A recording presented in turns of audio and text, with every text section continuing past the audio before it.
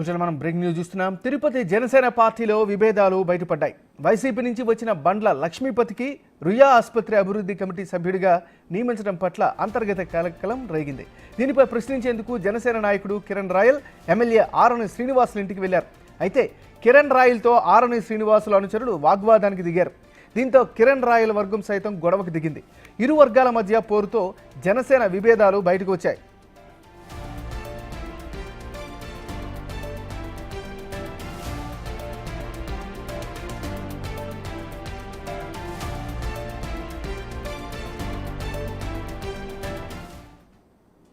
తిరుపతి జనసేన పార్టీలో విభేదాలు బయటపడ్డాయి. వైసీపీ నుంచి వచ్చిన బండ్ల లక్ష్మీపతికి రుయా ఆసుపత్రి అభివృద్ధి కమిటీ సభ్యుడిగా నియమించడం పట్ల అంతర్గత కలకలం రేగింది. దీనిపై ప్రశ్నించేందుకు జనసేన నాయకుడు కిరణ్ రాయల్ ఎమ్మెల్యే ఆరణి శ్రీనివాసులు ఇంటికి వెళ్లారు. అయితే కిరణ్ రాయల్తో ఆరణి శ్రీనివాసుల అనుచరులు వాగ్వాదానికి దిగారు. ఇదే అంశానికి సంబంధించి మరింత తాజా సమాచారాన్ని మా రిపోర్టర్ దామోదర్ ఫోన్లో అందిస్తారు.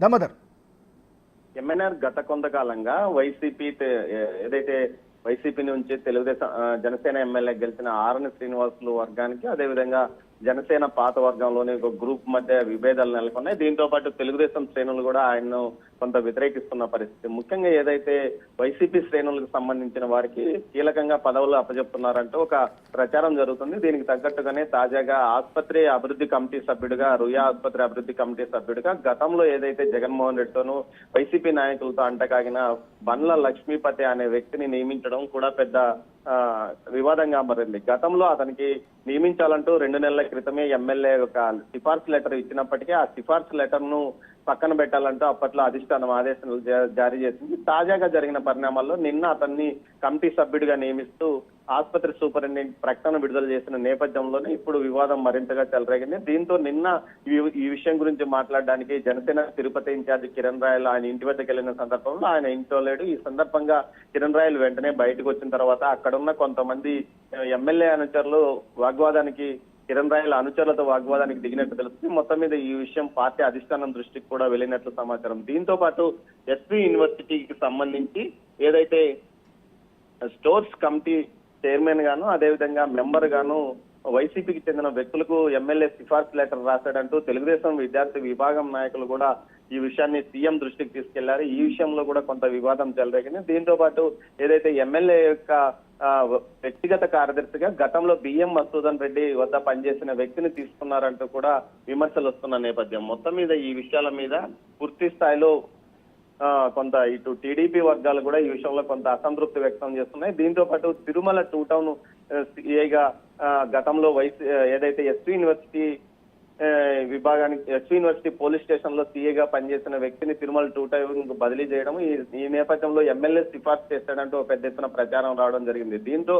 అతను గతంలో తెలుగుదేశం పార్టీ తెలుగు యువత రాష్ట్ర అధికార ప్రతినిధులను చంద్రబాబు అరెస్ట్ అయిన సమయంలో జగన్మోహన్ రెడ్డి దిష్టిబొమ్మ కాలిస్తే ఏకంగా 307 కేసులు పెట్టారంటూ అతని మీద విమర్శలు ఉన్నాయి, ఈ ఆరోపణలు ఉన్నాయి. దీంతో పాటు పులివర్తి నాని ఇష్యూ సందర్భంగా కూడా తెలుగుదేశం పార్టీ పైన అక్రమంగా కేసులు పెట్టాడంటూ ఒక ప్రచారం జరుగుతున్న నేపథ్యంలో ఈ విషయాన్ని సీఎంఓ దృష్టికి తెలుగు యువత నాయకులు తీసుకెళ్లినట్టు సమాచారము. దీంతో సీఎంఓ వెంటనే ఆ విషయం మీద చర్యలు తీసుకోవాలంటూ తిరిగి అతన్ని వీఆర్కి పంపిన నేపథ్యం. మొత్తం మీద ఈ వివాదాలన్నీ ఏదైతే వైసీపీకి అనుకూలంగా పనిచేసిన వ్యక్తులకు ఎమ్మెల్యే సహకరిస్తున్నాడంటూ జనసేనలోని ఓ వర్గం కిరణ్ రాయల్ వర్గంతో పాటు అదేవిధంగా తెలుగుదేశం పార్టీ శ్రేణులు కూడా అసంతృప్తిగా ఉన్న నేపథ్యంలో నిన్న ఈ ఇష్యూ బయటకు రావడంతో ఈ విషయం మీద జనసేన అధిష్టానం కూడా కొంత సీరియస్ గా మాట్లాడినట్టు తెలుస్తుంది. అందుకు వారం రోజుల లోపుగా ఈ విషయం మీద తనకు సమగ్ర సమాచారం కావాలంటూ పార్టీ ఆదేశాలు జారీ చేసినట్టు తెలుస్తుంది. మొత్తం మీద ఈ విషయానికి సంబంధించి నెలకొంది.